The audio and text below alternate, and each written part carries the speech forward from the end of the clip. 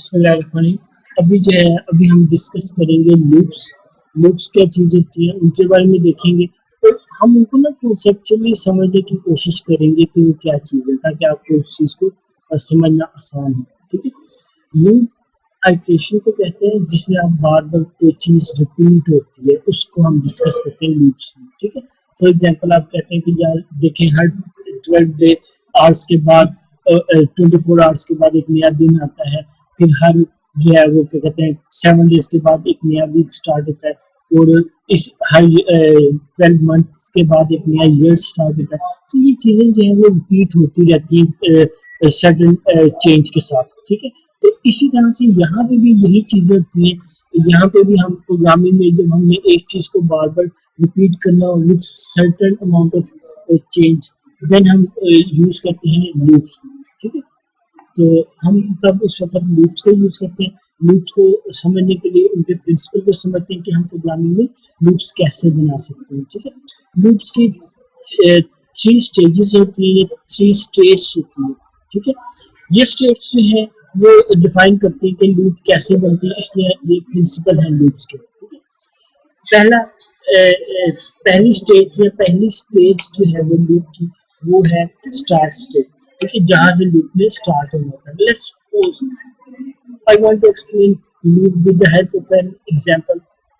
So uh, let's say कि मैं एक चीज करना चाहता हूँ, रिपीट करना चाहता हूँ 1 to 5, 1 से 5 तक मैं कुछ लिखना चाहता हूँ लूप के थ्रू। ठीक है। 1 से 5 लिखना चाहता हूँ। तो ये जो 1 है, जहाँ से मैंने लूप को स्टार्ट करना है, ये हमारी स्टार्टिंग स्टेट होगी या स्टार्टिंग स्टेज होगी। कोई भी नाम आप इसको दे दें, लेकिन ये जरूरी है कि आप इसे कंसेप्चुअली अंडरस्टैंड करें। अच्छा, उसके बाद जब आपकी ये लूप स्टार्ट हुई, उसके बाद एक खास इंक्रीमेंट से ये नेक्स्ट स्टेट पे जाएगी, या इंक्रीमेंट या decrement, it depends on upon your style, upon your desire.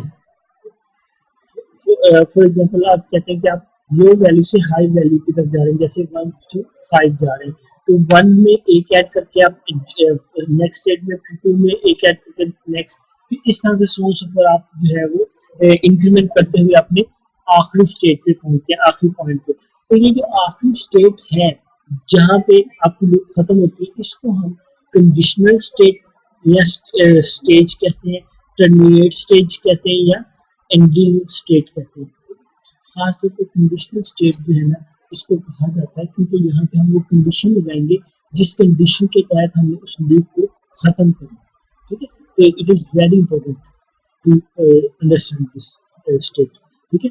अच्छा, पहली स्टेट से आप नेक्स्ट स्टेट पे आए, नेक्स्ट स्टेट से आप पहली स्टेट से एक स्टेट से दूसरी स्टेट पे जाने के लिए आपने या तो एक सर्टेन अमाउंट से इंक्रीमेंट करना है या डिक्रीमेंट करना है। तो दोनों सूत्रों में आपने यही काम करना है। ठीक है। ये हमारी मर्जी है। अगर आप लो वैल्यू से हाई की तरफ जा रहे हैं तो इंक्रीमेंट करोगे। अगर आप हाई वैल्यू से लो वैल्यू की तरफ जा रहे हैं तो फिर आप उसे डिक्रीमेंट करेंगे। यानी 5 - 1 इज इक्वल टू 4, 4 - 1 3, 3 - 1 2, इस तरह से ये काम। तो आपको पता चला कि लूप बनाने के लिए आपको 3 चीज़ों की जरूरत है। क्या? एक स्टार्ट पॉइंट, जहाँ से स्टार्ट करना है, एक इंक्रीमेंट या डिक्रीमेंट, सेकंड पॉइंट, और तीसरा जो है वो कंडीशनल, या जहाँ पे आपने इस लूप को खत्म करना है। अब हम बात करते हैं टाइप्स की। Loop has 3 types in C++। Number 1 is while loop, number 2 is do while loop, and number 3 is for loop. ठीक है। व्हाइल लूप में हम क्या काम करते हैं? व्हाइल लूप में हम ये काम करते हैं कि देखिए, वही उसको मैं एग्जांपल से समझाने की कोशिश कर रहा हूँ। मैंने 1 से 5 तक प्रिंट करवाना है, तो उसके लिए मैं कर रहा हूँ आई स्टार्टिंग फ्रॉम 1। ये हमारी स्टार्टिंग स्टेट है, जहाँ से इस लूप में स्टार्ट होना है। ठीक है। उसके बाद हमने वाइल में जाना है। वाइल रिजर्व वर्ड है, तमाम कीवर्ड जो है वो स्टार्टिंग फ्रॉम स्मॉल लेटर्स, इसलिए स्मॉल में है। आई भी रिजर्व वर्ड है, इंट, इसका भी स्मॉल से स्टार्ट है। वाइल के अंदर हम कंडीशन लगाते हैं आई लेस देन इक्वल्स 5। इससे क्या मतलब है? वो कंडीशन जहाँ पे ये लूप खत्म होगी, वो मैंने बताई है। आई 1 से कम है, 1 है, और इसमें जाना है 5 तक। जब तक आई 1 से 5 के दरमियान में रहेगी, तब तक क्या हुआ? तब तक हमने ये काम करना। ठीक है, ये इसको समझ में आती है कि I starting from 1 and while I less than equals 5 do this, जो काम करना वो ये है। ठीक है, लेट्स सपोज आप कहते हैं कि जो है ना वो सी आउट आई किया, आई को प्रिंट करवा दिया, फिर एंड से न्यू लाइन में चले गए। ये जो है ये हमारा इंक्रीमेंट है जो हमने अपनी मर्जी से किया। ठीक है, अगर ये आई प्लस प्लस से मुराद है आई प्लस, आई में एक वैल्यू को अगर हम ये काम नहीं करते तो क्या होगा, अगर मैं इसको कमेंट कर देता, ये मैंने कमेंट कर दिया तो क्या होगा, आई 1 के बराबर है, ये चेक करेगा लूप पे, हाँ ये 1 से 5 से छोटा है, ठीक है, तो ये काम करो, वो काम को करेगा। क्योंकि आई हमेशा वो बढ़ेगा नहीं, क्योंकि वो 1 ही रहेगा, तो इसलिए हमेशा आई कभी भी ना अपनी फाइनल स्टेट तक, फाइनल पॉइंट तक नहीं पहुंच पाएगा। इसकी इस प्रॉब्लम की वजह से जो है ना एक प्रॉब्लम अगर जिसको कहते हैं इनफिनाइट लूप, इन्फिनिटी लूप जिसे कहते हैं, ये लूप कभी भी खत्म नहीं होगा। तो इसलिए हमने लूप को खत्म करने के लिए हमने इंक्रीमेंट करना है, इंक्रीमेंट या डिक्रीमेंट, यहाँ पे इंक्रीमेंट करना है तो हमने इंक्रीमेंट करना है अकॉर्डिंग टू आवर प्रॉब्लम। ठीक है, अच्छा जी, ये गया। और उसके बाद हमने ये हमारी वाइल लूप खत्म हो गई। सेम प्रिंसिपल है, बहुत आसान था, इसी को हम आगे लेके जाएंगे, लेकिन लिटिल बिट ऑफ डिफरेंस, थोड़ा सा क्रिटिकल एनालिसिस भी हो जाए साथ साथ, तो ज्यादा मजे की बात है।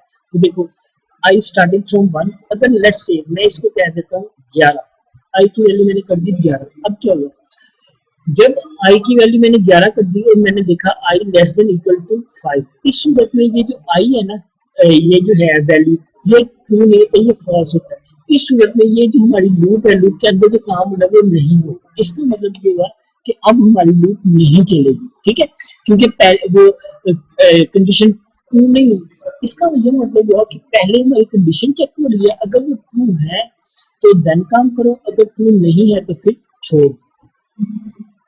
ठीक है ये बात। तो अब जो है इस सूरत में क्या होगा, इस सूरत में इसकी मिनिमम एग्जीक्यूशन 0 भी यानी हो सकता है कि वाइल लूप चले ही ना, क्योंकि कंडीशन पूरी नहीं होगी तो काम नहीं करेगा। ठीक है, इसलिए हम कहते हैं कि while minimum execution of while loop is 0, क्योंकि हो सकता है एक दफे कंडीशन ट्रू ना होते हुए काम ना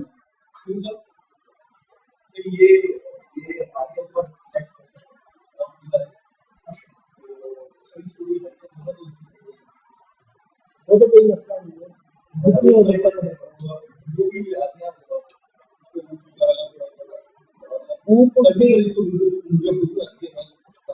आपको पता है टाइम नहीं होगा, लेकिन मैं कोशिश करूँगा। मैं सही में ना बिजी होता हूँ काफी, लेकिन मैं कोशिश करूँगा ऊँट के साइलेंस वगैरह जो है ना वो मैं आपको दे दूंगा, क्योंकि वो मैं दिखा रहा हूँ।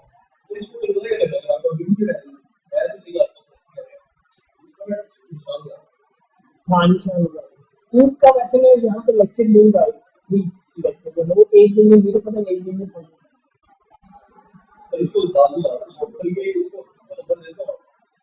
अभी ठीक है हो जाएगा ना। आप मेरे लोग में आपको ऊँट की और CS2 जीवन के साइलेंस मिल गए, वो मैं खुद में और वो कॉपी पेस्ट नहीं दे,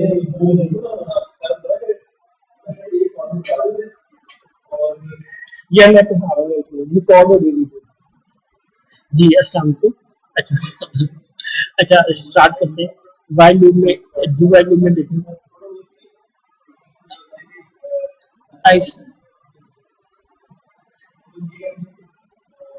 आई इक्वल्स 1, आई 1 से स्टार्ट हुआ है। डू वाइल लूप में आपने काम करना है, डू में पहले काम करना है।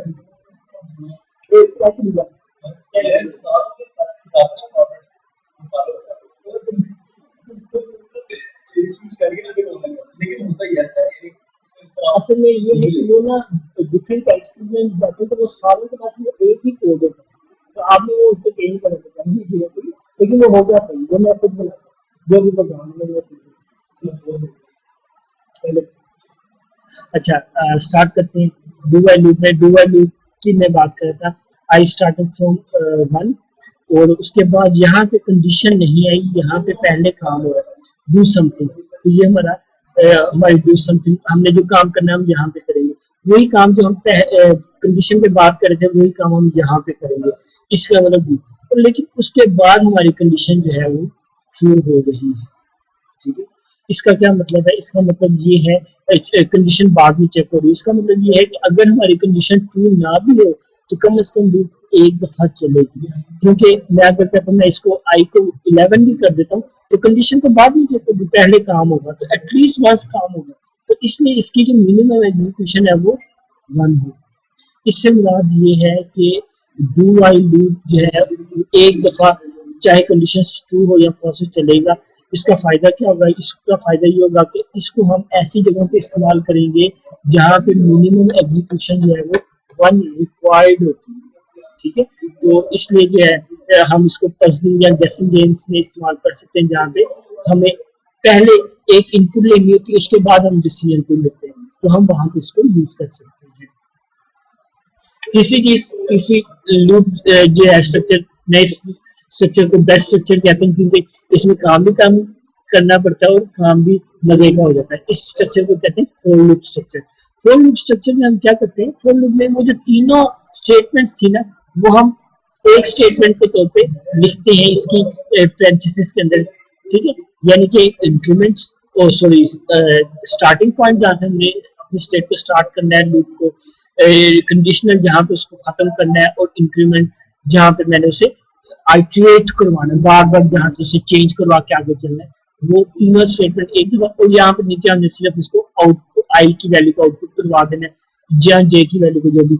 इस तरह से काम जो है ना हमारा यहाँ पे होगा, लेकिन कंडीशन पहले। याद रखिए, जब भी कंडीशन पहले होगी ना तो हमेशा कंडीशन पे डिपेंड करता है।